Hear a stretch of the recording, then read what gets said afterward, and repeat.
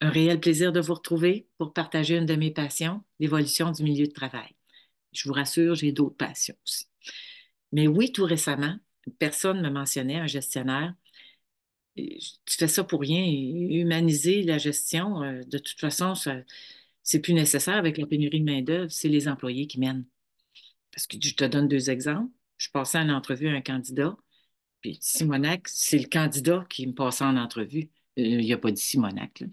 Mais c'est le candidat il y avait tellement de questions que j'avais l'impression que c'était des rôles inversés. Mais moi, de lui dire, c'est normal. C'est une évolution normale. Un contrat veut dire deux parties. Donc, si le candidat était bien préparé, il veut savoir dans quoi il s'engage. C'est correct. Et son deuxième exemple, il me dit, j'ai un employé clé. Il y a une grande pénurie dans cette sphère d'activité-là. Puis, il y a eu un geste reprochable récemment, mais j'ose pas intervenir parce que si j'interviens, il risque d'être frustré, puis il va s'en aller. J'ai peur de le perdre, je vais me retrouver avec tout ça. Il dit alors, je tolère. Ben, là, il y a un problème. Parce qu'en tolérant, ça veut dire qu'il installe une norme, hein, une normalité, non seulement auprès de l'employé, mais également auprès de l'équipe qui travaille avec lui. Quand on embauche un employé, il y a des obligations. Il doit exécuter son travail avec le soin adéquat. Il doit être loyal envers son employeur. Il doit respecter les politiques, les règlements de l'entreprise. Puis il doit avoir un comportement civique dans l'organisation. Sinon, c'est de l'insubordination. Et là, ça ouvre la porte au droit de gérance qui doit être appliqué. Gérer humainement, c'est pas de laisser tout faire à ses employés. C'est d'avoir recours à des pratiques, à des valeurs de gestion qui impliquent et qui considèrent les employés. Puis ça, ce que ça va permettre, donc, ce que ça entraîne, c'est que le gestionnaire se laisse influencer par les employés terrain pour faire avancer l'organisation, parce qu'il y a toujours des résultats à atteindre. Maintenant, est-ce qu'il y a encore beaucoup à faire pour y arriver? Absolument.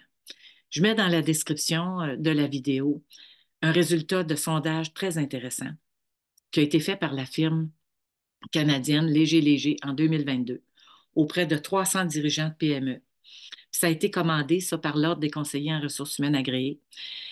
Et je vous invite, ceux que ça intéresse, à aller voir tous les volets mobilisation puis les résultats qui en découlent. Vous allez voir, on a encore du chemin à faire.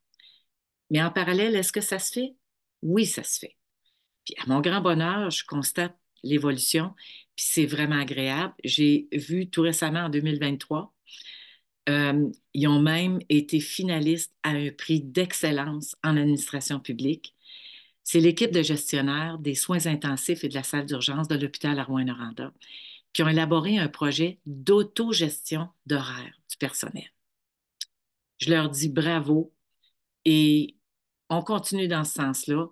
Je vous le dis, c'est une amorce. Si on regarde le dernier siècle, il y a eu beaucoup d'évolutions dans la protection de la santé, la sécurité, l'équité, puis il y en a encore à faire.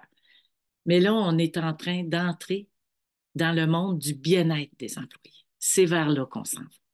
Je vous remercie de votre écoute et la semaine prochaine.